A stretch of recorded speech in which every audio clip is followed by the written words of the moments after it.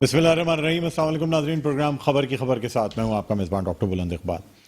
नाज़रीन, प्रोग्राम में आज सबसे पहले हम बात करना चाहेंगे नैब तरमीम बिल के हवाले से, जिस पर तनकीद की गई और चेयरमैन पाकिस्तान तहरीक इंसाफ और साबिक़ वज़ीर-ए-आज़म इमरान खान ने शदीद तनकीद का निशाना बनाया। उनका कहना था कि अब नैब तरामीम को सुप्रीम कोर्ट में चैलेंज किया जाएगा। उनका ये भी कहना था कि पहले भी कहा था, यानी 25 बरस पहले कहा था कि जिस कौम में इंसाफ नहीं हो और कानून की बालादस्ती ना हो, या वो कौम करप्शन का शिकार हो, कभी तरक्की नहीं कर सकती। नाज़रीन, एक तरफ तो सदर ममलिकत ने इन तरामीम पर, यानी इस ऑर्डिनेंस पर दस्तखत नहीं किए हैं, लेकिन साथ साथ ये जो नैब तरामीम है, इन्हें बड़े बड़े तनकीद का निशाना बनाया जा रहा है इस हवाले से कि इसमें ऐसी रिलैक्सेशंस दी गई हैं जिनसे कि ऐसे मुल्ज़िमान जिन पे मुबैना तौर पे करप्शन का इल्ज़ाम हो, ना तो उनको गिरफ्तार किया जा सकेगा, ना उनकी जायदादें जब्त की जा सकेंगी, ना अहल खाना की जायदादों का कोई ताल्लुक उस शख्स की जायदादों से या उसके असासे से होगा जिस पर ये केस बनाया जाता है। इसके अलावा जो बारे सबूत है वो पहले मुल्जिम पे हुआ करता था नैब ऑर्डिनेंस के तहत, वो अब नैब पे होगा। यानी अगर नैब का कोई अफसर कोई सबूत फराहम नहीं कर पाता या मुल्जिम को सज़ा नहीं होती, तो उस सूरत में नैब के अफसर पर तकरीबन यानी मुकदमा भी बन सकता है और 5 साल तक ज़्यादा से ज़्यादा सज़ा भी दी जा सकती है। यही वजह है कि अब पाकिस्तान तहरीक इंसाफ की जानिब से इसे चैलेंज करने का ऐलान किया गया है। लेकिन सवाल ये भी पैदा होता है कि जब तक ये कानून बाकायदा, यानी ये तरामीम कानून का हिस्सा नहीं बन जाती हैं, इस पर अमल दरामद शुरू नहीं किया जाता, उस वक्त तक इसे चैलेंज करना भी मुमकिन नहीं होगा। नाज़रीन, हुकूमत की जो मुश्किलात हैं उनमें अब भी इजाफा होता जा रहा है। हुकूमत ने IMF की इंस्ट्रक्शंस के हवाले से जो चेंजेस करनी थी पेट्रोल की कीमतों में या और दूसरे जो स्टेप्स थे वो तमाम लिए, लेकिन फिर भी IMF की जानिब से किसी लचक का मुजाहरा नहीं किया जा रहा है। हुकूमत के इत्तेहादी बज़ाहिर तो एक पेज पर नज़र आते हैं, लेकिन अंदर शायद अंदर खाने अभी भी कुछ इख्तलाफात मौजूद हैं, या सियासी स्कोरिंग की वजह से हुकूमत को तनकीद का निशाना भी बनाया जाता है, जो कि अपने इत्तेहादी भी बाज़ दफ़ा बना रहे होते हैं कि जी पेट्रोल की कीमतों में इजाफा कर दिया गया, या जिस तरह मिफ्ता इस्माइल को काबीना के जो वुज़रा हैं उनके सख्त सवालों के जवाब देने पड़े। बहरहाल इन तमाम हवालों से हम बात करेंगे। इस वक्त हमारे साथ ऑनलाइन मौजूद हैं, रहनुमा हैं पाकिस्तान पीपल्स पार्टी के, हमारे साथ मौजूद हैं जुल्फ़िकार अली बदर साहब। अस्सलाम वालेकुम सर, खुश आमदीद कहते हैं प्रोग्राम में। मेहरबानी, थैंक यू डॉक्टर साहब, आपका बहुत शुक्रिया। जी अपने जी जी जी जुल्फ़िकार साहब, मुझे बताइएगा सर कि एक तरफ तो जो वफाकी हुकूमत के इक़दामात हैं या जो तल्ख़ फैसले भी किए जा रहे हैं, वैसे तो कहा जाता है कि इत्तेहादी तमाम एक पेज पर हैं, लेकिन तनकीद का निशाना पाकिस्तान मुस्लिम लीग नून को ही बनाया जाता है। सर, आप भी हालांकि उसमें यानी शराकतदार हैं इक़्तिदार में, क्या समझते हैं, क्या ये जो पॉलिसीज़ हैं, क्या सिर्फ नून लीग की जानिब से हुकूमत चलाई जा रही है वफाकी हुकूमत, या आप लोगों का भी इनपुट, आप लोगों की राय, आप लोगों की रजामंदी शामिल होती है सख्त फैसलों में? बिस्मिल्लाहिर्रहमानिर्रहीम। डॉक्टर साहब, ये बड़ा चैलेंजिंग टाइम है। ये जो हुकूमत है, नेशनल यूनिटी गवर्नमेंट है, तमाम पार्टीज जो इस टाइम इस कोलिशन गवर्नमेंट के अलाइज पार्टनर्स हैं, वो मिलके ये हुकूमत चला रहे हैं और शहबाज शरीफ साहब इस गवर्नमेंट को लीड कर रहे हैं। मुश्किल फैसले बिल्कुल हुकूमत लेती है, लेकिन जब कोई मुश्किल फैसला लेना होता है, शहबाज शरीफ साहब तमाम पॉलिटिकल पार्टीज के जो हेड्स हैं, जो अलाइज हैं इस गवर्नमेंट के, उनको कॉन्फिडेंस में लेते हैं, फिर जाके ये फैसला करते हैं। तो लिहाजा ये कहना कि एक पेज पे नहीं है अलाइज, ये ऐसा नहीं है।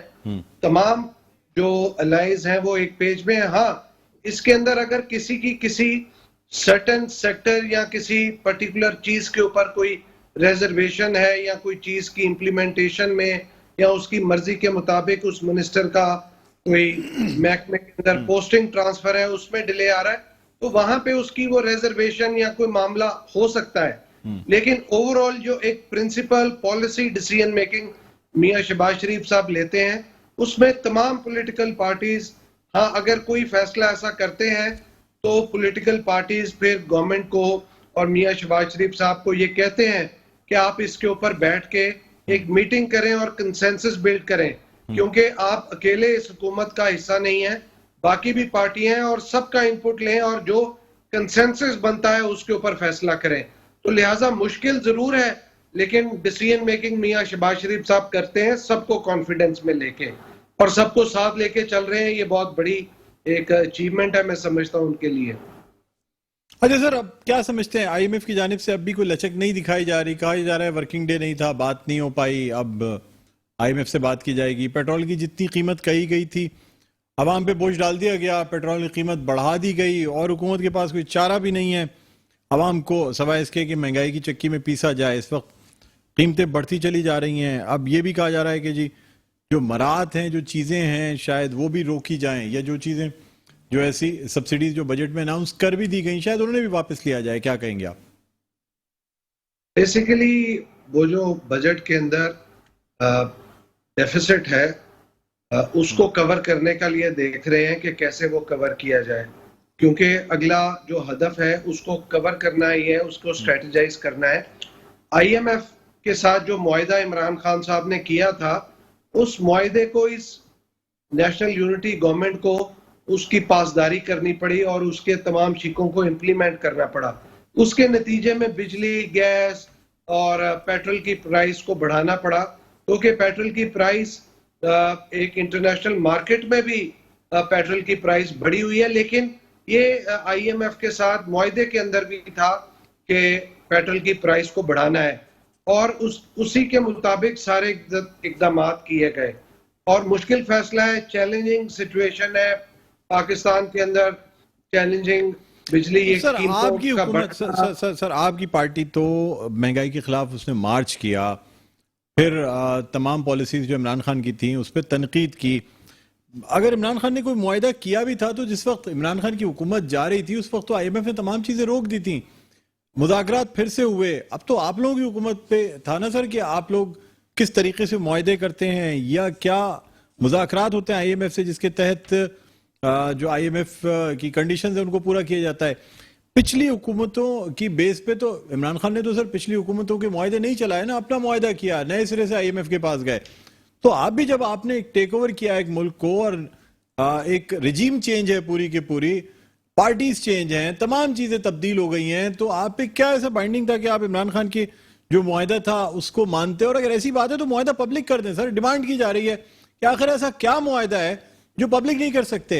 आपके पास राइट है, आप उस मुआहिदे को पब्लिक कर देंगे, देखिए जी ये मुआहिदा किया हुआ है और ये इतने साल का मुआहिदा है, हम मजबूर हैं, पाबंद हैं इसको मानने के। उसको पब्लिक भी नहीं किया जा रहा, लेकिन तमाम तर इल्जाम भी इमरान खान को दिया जा रहा है। क्या कहेंगे? देखिए, वक्त आने पे मुआहिदा पब्लिक कर देंगे, लेकिन ये जो मुआहिदे होते हैं ना, ये सॉवरेन स्टेट्स के साथ ये मुआहिदे होते हैं, ये हुकूमतों के साथ मुआहिदे नहीं होते। कोई हुकूमत आए या जाए, इससे आईएमएफ को या इस तरह के एग्रीमेंट्स को फर्क नहीं पड़ता। ये जब सॉवरेन स्टेट्स के साथ मुआहिदे होते हैं तो एक हुकूमत के जाने से और नई के आने से उसको उसकी पासदारी करनी पड़ती है और उसको इम्प्लीमेंट करना पड़ता है। इमरान खान साहब जो भी मुआहिदा करके गए थे, इस नई ये जो नेशनल यूनिटी गवर्नमेंट है, इसने उसको इम्प्लीमेंट किया। कोशिश की थी बीच में 1-1.5 माह के हम रीनिगोशिएट करके वो करें, इसको दोबारा से रिव्यू करें, निगोशिएट करें, लेकिन वो मामला नहीं हो सका। उसी एग्रीमेंट को बहरहाल इम्प्लीमेंट करना पड़ा और उसी की बदौलत उसी का इम्पैक्ट है, उसी का रिजल्ट है। जुल्फिकार साहब, मुझे सर ये बताइएगा कि इमरान खान की हुकूमत 3.5 पौने 4 साल उसने इस मुआहिदे की पासदारी नहीं की, कीमतें नहीं बढ़ाई, फिर भी आईएमएफ की तरफ से तमाम चीजें जारी रही, और जब हुकूमत चेंज हो रही थी जिस वक्त ये तमाम चीजें सैंक्शन यानी जो चीजें थी उनकी जानिब से जो मिलनी थी पाकिस्तान को, वो रोक दी गई इमदाद।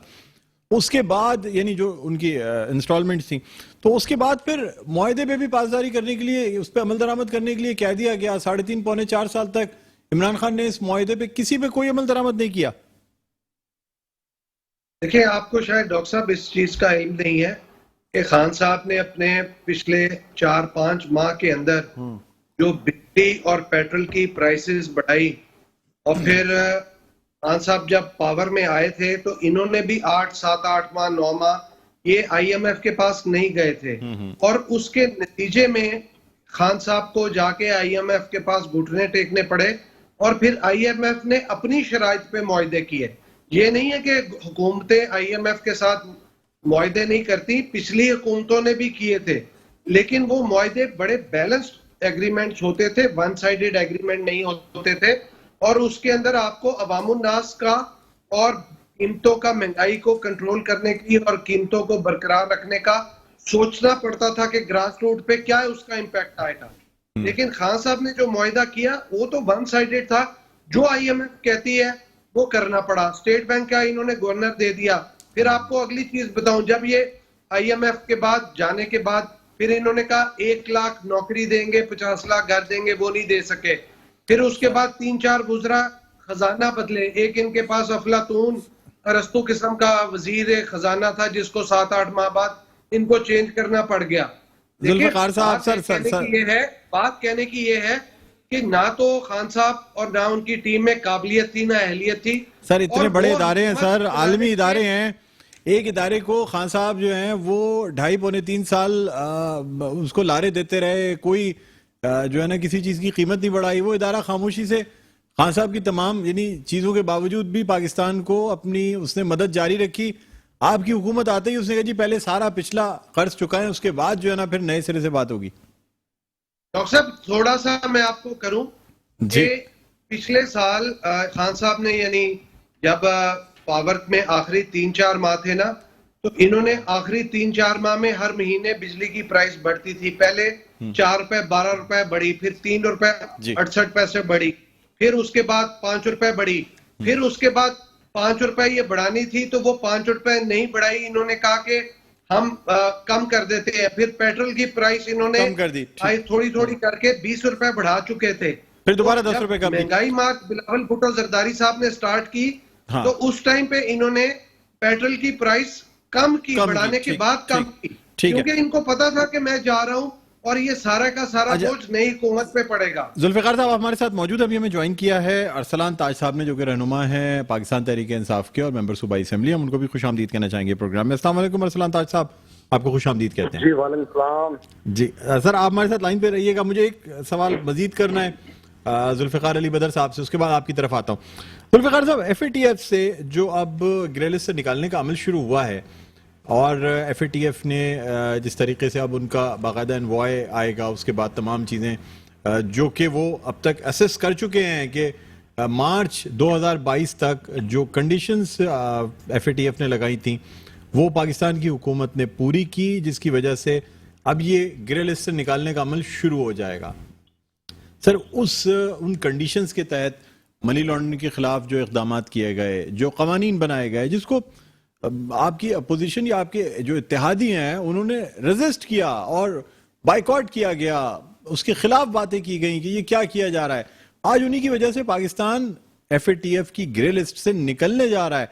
अब जब निकलने की बात हुई तो सर सारा क्रेडिट जो है ना ये हुकूमत ले रही है कि जी वो तो हमारी नेगोशिएशन, हमारे मुज़ाकरात की वजह से निकालने के लिए रजामंद हुआ है एफएटीएफ। हालांकि मार्च 2022 तक की उनकी असेसमेंट है जो अब बताई गई कि हाँ ऐलान किया गया कि हाँ कंडीशंस जो है सेटिस्फैक्ट्री हैं, उसको पूरा किया गया, जिसकी वजह से पाकिस्तान को एफएटीएफ से निकाला जाएगा ग्रे लिस्ट से। क्या कहेंगे आप? देखिए एफएटीएफ के अंदर पिछली गवर्नमेंट ने जरूर इकदाम किए होंगे, लेकिन ये मामला हवा में ही लटका हुआ था और इसके अंदर अमेरिका के साथ जो ताल्लुकात थे, आपकी फॉरेन पॉलिसी इतनी वीक थी कि अमेरिका के साथ आपका रिलेशन नहीं था, चाइना के साथ आपका डिप्लोमेटिक रिलेशन खराब हुआ था, जर्मनी के साथ खराब था, आपका जो मिडिल ईस्टर्न कंट्रीज हैं उनके साथ आपका रिलेशन खराब था। तो ये सारे के सारे मुल्कों के साथ प्रॉब्लम्स थे। बिलावल साहब जब गए हैं अमेरिका यूनाइटेड नेशन की फूड सिक्योरिटी पे, और सेक्रेटरी ऑफ स्टेट के साथ उनके मुज़ाकरात हुए और एक डिप्लोमेटिक और डायलॉग के जरिए उन्होंने अमेरिका को कहा हमें एफएटीएफ में सपोर्ट करें। इसी तरह चाइना को कहा, ईरान को और जर्मनी को और दीगर टर्की को कहा, तमाम मुल्कों को के साथ लॉबी की और डायलॉग और डिप्लोमेसी के साथ ये सारा मामला तय किया, क्योंकि एफएटीएफ में से आप मुल्कों की सपोर्ट लिए बगैर नहीं निकल सकते थे। हाँ, आपको पाकिस्तान के अंदर भी कुछ ड्यू डिलीजेंस और एक्शन प्लान्स को पूरा करना था और कवानीन बनाने थे, वो मामला काफी हद तक हो गया था। लेकिन जो इंटरनेशनल जो मुल्क हैं या ग्लोबल कंट्रीज हैं जिनका इंपॉर्टेंट रोल था एफएटीएफ के अंदर, उनकी सपोर्ट लिए बगैर एफएटीएफ का मामला नहीं होना था। ये इसीलिए हुआ क्योंकि बिलावल भुट्टो जरदारी साहब ने अच्छे तरीके से उन मुल्कों की सपोर्ट ली और उन्होंने सपोर्ट दी FATF के अंदर ठीक। और पाकिस्तान ग्रे लिस्ट से निकला। और अब आने वाले दिनों में जब उनका डेलीगेशन पाकिस्तान आएगा तो इसको बिल्कुल क्लियर कर दिया जाए। यानी वो इकदाम अपनी जगह, लेकिन जिस तरीके से डिप्लोमेटिक डोर्स में जिस तरीके से काम किया गया या मुल्कों की जो इमदाद या सपोर्ट ली गई, वो उसने बड़ा अहम किरदार अदा किया। बहरहाल आप हमारे साथ रहिएगा जुल्फ़िकार साहब, इस वक्त हम कुछ बात करना चाहेंगे अरसलान ताज साहब से। अरसलान ताज साहब, एक दफ़ा फिर आपको खुशामदीद कहते हैं प्रोग्राम में। दूसरा आपसे जानना ही चाहेंगे कि एहतजाज का सिलसिला भी जारी है, हर कुछ दिन के बाद एक एहतजाज की कॉल दे दी जाती है, लेकिन खान साहब का जो कहना था कि चंद दिनों में ही इलेक्शन भी करा लेंगे, धरना भी दिया जाएगा, तमाम चीज़ें, अब ऐसा लगता है कि शायद हुकूमत अपनी मुद्दत पूरी कर जाए तभी कोई इलेक्शन वगैरह अनाउंस हो सकते हैं, उससे पहले कोई ऐसी सूरत नजर नहीं आ रही। क्या कहेंगे आप? बहुत बहुत शुक्रिया बुलंद साहब, आपने मदू किया। देखिए, ये जो सिलसिला है ये तो अभी आहिस्ता आहिस्ता चलेगा। आपको जैसे पता है कि किस बैसाखी के ऊपर पंजाब हुकूमत इस वक्त चल रही है। तकरीबन 1 दर्जन से जायद केसेस हैं सिर्फ इस मुद्दे के ऊपर कि पंजाब में हुकूमत करेगा कौन।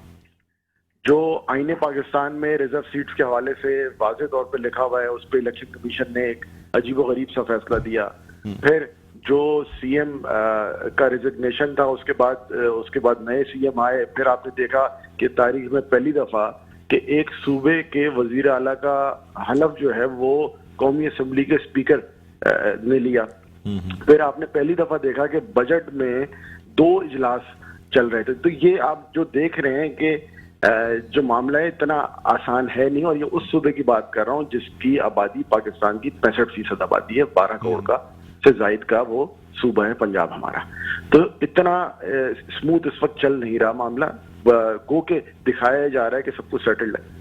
और जहां तक बात आप मुझसे बात करने से पहले जो साहब बात कर रहे थे, तो भाई इतनी सारी बुरी सूरत हाल थी, इमरान खान ने मुआहदे भी किए थे, सब कुछ किया था, तो वो मुआहदे इमरान खान को पूरे करने देते ना। इमरान खान भुगत लेता, पीटीआई की हुकूमत भुगत लेती। जो सारी ये लैंड माइन बिछाई थी, इमरान खान अपने ऊपर लैंड माइन पे चल जाता। तो आपने इतनी मुशक्कत करके, इतनी सारी तगोदो करके, इतनी सारी मलामत लेके पूरी दुनिया में पाकिस्तान को रुस्वा कर दिया, जमहूरी इक़्तिदार पामाल कर दिए, लोगों पे शेलिंगें करके, लोगों पे फायरिंग करके, अरेस्ट करके, FIR काट के, इतना सब कुछ आपने झमेला पाला क्यों? आप आराम से देखते रहते। इमरान खान बकौल आपके के पूरा मुल्क तबाह करके जा चुका होता, वो रुस्वा हो रहा होता और आप देखते रहते, फिर आप इंतजार करते, इलेक्शन में आगे जीते। बात ये है कि वो मुआहदे की जो बात हो रही है कि मुआहदा भाई लेके आए ना सामने, कहाँ है वो मुआहदा? इसमें तो कोई सीक्रेट एक्ट नहीं लगेगा ना उस मुआहदे में। IMF के साथ जो ये कह रहे हैं मुबैना मुआहदा है, उस पर तो कोई सीक्रेट एक्ट नहीं है। उसमें तो कोई कानूनी हमारे कोई 2 तरफा मुल्की अमेरिका और पाकिस्तान के डिप्लोमेटिक टाइज खत्म हो जाएंगे, उसमें तो वो वाला मामला नहीं है ना। तो आप लेके तो आए मुआहदा। और ये ऐसा कैसा मुआहदा है डॉक्टर साहब कि इमरान खान की अपनी हुकूमत में उस वक्त महंगाई कंट्रोल की हुई थी, और जब ये लोग आए हैं तो वो खराब हो गया। तो क्या ये मतलब ये लिख के गए हुए थे इमरान खान कि मैं चला जाऊंगा तो मुआहदा चेंज हो जाएगा, ऐसा हो जाएगा? उसकी अपनी हुकूमत में तो सारी चीजें ठीक थी। ये आए एक अजाब की तरह हम पे नाजिल हुए हैं। सर वैसे तो उसमें मुआहदे की शिकें तो आप लोग भी पब्लिक कर सकते हैं ना, चले डॉक्यूमेंट पब्लिक ना करें। है ही नहीं, हम तो कह रहे हैं ऐसा कोई मुआहदा आपने किया ही नहीं था IMF के साथ आपकी हुकूमत ने। ये जो कह रही है मरियम साहिबा ने सबसे पहली बात की आके, अरसलान ताज साहब, कोई ना कोई एग्रीमेंट तो साइन होता है ना IMF के साथ, जब उनका इश्तराक चाहिए होता है। तो इस वक्त हमारी हुकूमत गिराई गई, उस वक्त हमारा 5 रुपए हर महीने, मैं मजाक दे रहा हूँ जी, जिस वक्त हमारी हुकूमत गिराई गई उस वक्त IMF का प्रोग्राम सस्पेंडेड था।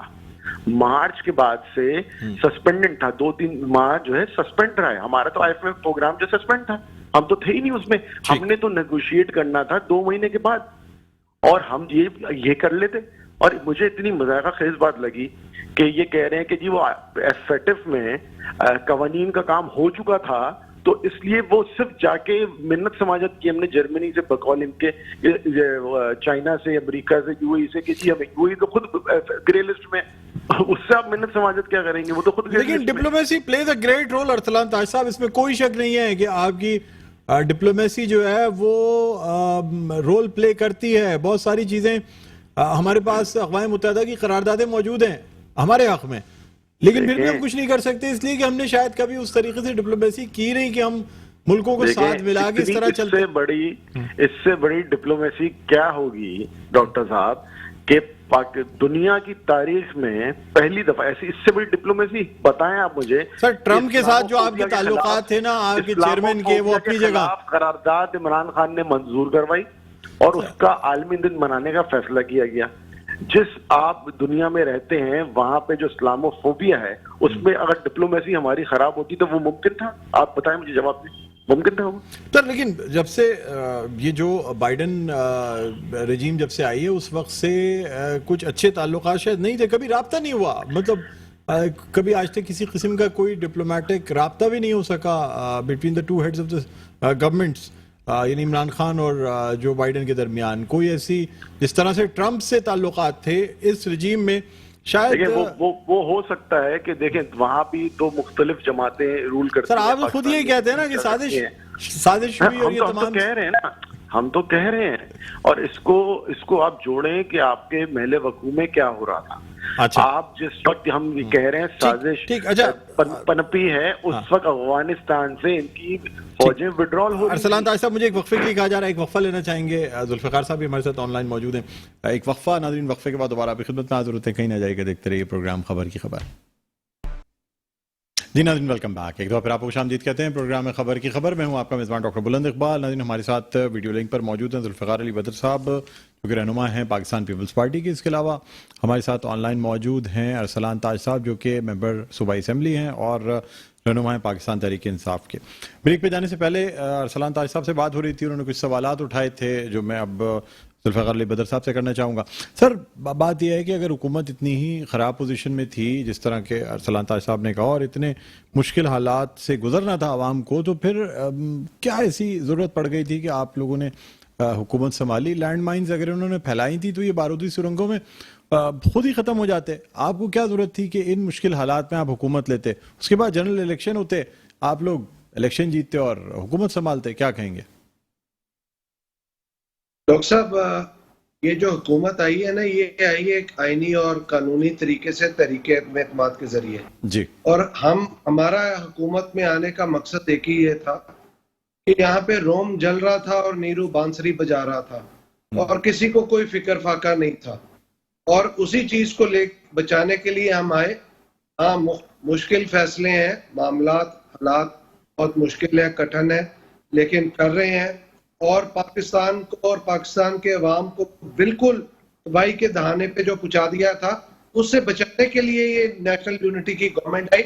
इसकी जरूरत इस अमर की इसलिए थी क्योंकि इस टाइम पे तमाम पॉलिटिकल फोर्सेस और स्टेक होल्डर्स को एक पेज पे एक टेबल पे इकट्ठा होना था और मिलके पाकिस्तान और पाकिस्तान के अवाम को इस महंगाई से, फॉरेन पॉलिसी से और बाकी तमाम जहां जहां पे कोई कवर है या गैप था, इकोनॉमिक और पॉलिटिकल स्टेबिलिटी देने के लिए सबको टेबल पे इकट्ठा होकर एक ऐसी short term, mid term, long term policy बनानी थी जिसमें पाकिस्तान और पाकिस्तान के अवाम इस प्रॉब्लम से बाहर निकल सके। यहाँ पे तो जब मैं बात करता हूँ पॉलिटिकल फोर्सेस और स्टेक होल्डर्स की, तो यहाँ पे तो इमरान खान साहब को भी चाहिए था कि आके साथ बैठते और पाकिस्तान और पाकिस्तान के अवाम को इस प्रॉब्लम से बाहर निकालते, क्योंकि तमाम जो पॉलिटिकल पार्टीज हैं उन्होंने अपनी सियासत खराब की है, सियासत को नुकसान पहुंचाया है, अपने जाती और सियासी मफादात से बालातर होके। लेकिन आवाम तो महंगाई की चक्की में पिस रहे हैं ना सर। जुल्फिकार साहब मुझे बताएं सर, आवाम को कोई रिलीफ मिल सकता है? कोई चांसेस हैं? इस वक्त जो हालात हैं, एक 25,000 रुपये माहाना आमदनी रखने वाला शख्स जो है वो पूरा महीना नहीं गुजार सकता 25,000 रुपये में, अगर वो कोई जॉब करता है। ये सिर्फ 25,000 रुपए कमाने वाला शख्स नहीं, जो यहाँ पे 1-2 लाख रुपया भी कमा रहे हैं, उनकी भी महंगाई ने कमर तोड़ के रख दी है। हालात बहुत खराब हैं, बहुत चैलेंजिंग है, बहुत प्रॉब्लम्स हैं, लेकिन इसको प्रॉब्लम्स को इस टाइम पे एक ही सूरत में निकाला जा सकता है कि हम आपस में बैठ के कोई ऐसा डिसीजन करें कि इस मुल्क में टैक्स नेट को बढ़ाएं, टैक्स की कलेक्शन करें, ताकि हमें हर टाइम पे IMF की तरफ ना देखना पड़े। लेकिन इसके साथ ये भी जरूरी है कि हम इंटरनेशनली अपने रिलेशनशिप को बिल्ड करके रखें, ग्लोबल जो ताल्लुकात हैं थ्रू डायलॉग एंड डिप्लोमेसी तमाम मुल्कों के साथ बायलैटरल रिलेशन को बेहतर करें। और मैं समझता हूँ बिलावल भुट्टो जरदारी साहब इसमें बेहतरीन काम कर रहे हैं, क्योंकि प्रॉब्लम जो FATF में आ रही है वो यही है कि क्रेडिट बिलावल साहब को जा रहा है, क्योंकि उन्होंने डायलॉग और डिप्लोमेसी के साथ FATF का मसला हल किया। तो ये कभी किसी को क्रेडिट देते नहीं। खान साहब तो जब हुकूमत में आए थे तो पिछली गवर्नमेंट के सारे प्रोजेक्ट पे उनकी तख्तियां उतार के अपने लगा के दोबारा से उसकी इनॉग्रेशन करते रहे।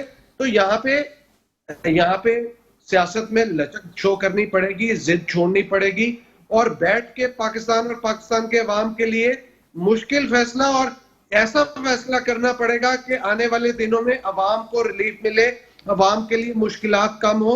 वो आज फैसले करेंगे तो कल रिलीफ मिलेगा और मुश्किलात कम होंगी। अगर जिदबाजी करते रहे, इकोनॉमिक इंस्टेबिलिटी रही, पॉलिटिकल इंस्टेबिलिटी रही, तो हालात इसी तरह चलते रहेंगे और आगे मामलात को चलाना, हुकूमती मामलात को और डे टू डे के जो बिजनेस है उसको चलाना मुश्किल होता जाएगा और इसका इम्पैक्ट जो है आम अवाम पे जाएगा। अरसलान ताज साहब, आपसे जानना चाहूंगा, अब नैब कवानीन में तरामीम के हवाले से सुप्रीम कोर्ट जाने का फैसला किया गया है। सर, आपकी पार्टी लगता है ज्यादा सुप्रीम कोर्ट पे निसार करती है, चाहे लॉन्ग मार्च करना हो, एहतजाज करना हो या इजाजत नामा चाहिए हो, हर सूरत में ये समझा आता है कि शायद सुप्रीम कोर्ट की जानिब से आपको कोई रिलीफ मिल सके। क्या कहेंगे सर? अरसलान ताज साहब, मेरी आवाज सुन सकते हैं आप? जी, आपको आ रही है? जी, मुझे आपकी आवाज आ रही है। सर, मैं कह रहा हूँ आपकी पार्टी अब सुप्रीम कोर्ट पे निसार करती नजर आती है सर। जी, मैं देखें, आपको पता है PTI की तारीख क्या है? हमारे जितने भी एहतजाज होते हैं, इज्तिमात होते हैं, उसमें फैमिलीज आती हैं, आम लोग आते हैं, मिडिल क्लास लोग आते हैं। अब हम वो तो है नहीं कि हम जो है वो सुप्रीम कोर्ट के ऊपर जो है वो चढ़ाव कर दें, हम किसी दूसरी जगह चढ़ाव कर दें। अब जो लीगल हमें मिलते हैं ऑप्शन, हम उसी के पर जाएंगे ना।